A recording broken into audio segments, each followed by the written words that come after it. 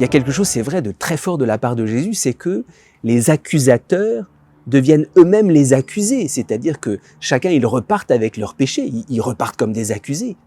Alors, les accusateurs deviennent les accusés, et surtout, les accusateurs deviennent leurs propres accusateurs. Et tout cet évangile nous invite à découvrir quel est le véritable accusateur. D'une certaine manière, on pourrait énumérer, il y a différents accusateurs.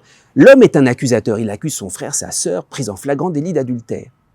Le démon est un accusateur, c'est l'accusateur de nos frères. Le démon ne cesse d'accuser l'homme pour montrer sa faiblesse. Mais ni l'homme à l'égard des autres, ni le démon n'est le pire des accusateurs. Le pire des accusateurs, c'est soi-même. Et c'est pour ça que, en les renvoyant à eux-mêmes, que celui qui est sans péché, et puis ils partent tous avec les péchés qu'ils ont dans leur conscience, le pire des accusateurs, c'est soi-même. Et il y a quelque chose ici d'une image, d'une préfiguration du jugement dernier, parce que repartir dans la solitude avec son péché, c'est l'enfer, c'est ça l'enfer.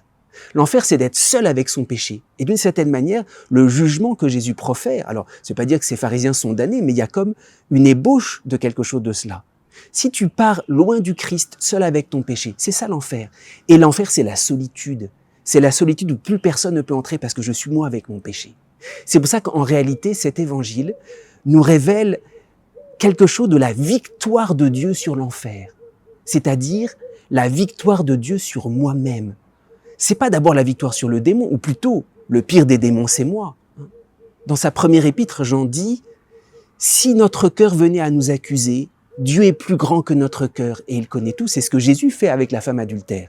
Les pharisiens s'en vont seuls. Jésus est seul avec la femme, mais c'est une solitude totalement différente parce que c'est seul avec Dieu. Et ici, il y a cette immense victoire sur l'enfer. L'enfer, c'est l'enfermement en moi-même. C'est les accusations, où je suis le pire des accusateurs à l'égard de moi-même. Et Jésus vient dans mon propre cœur. Femme, personne ne t'a condamné. Il entre dedans, dit moi non plus, je ne te condamne pas. Cet évangile, c'est l'arrachement à l'enfer, l'arrachement à l'accusateur que je suis pour redécouvrir la lumière de Dieu. Et je ne peux pas le faire seul. Il faut être du moins seul avec Jésus, c'est-à-dire je ne suis plus seul. Je rentre dans cette solitude divine qui est comblée par la présence et le regard de Dieu.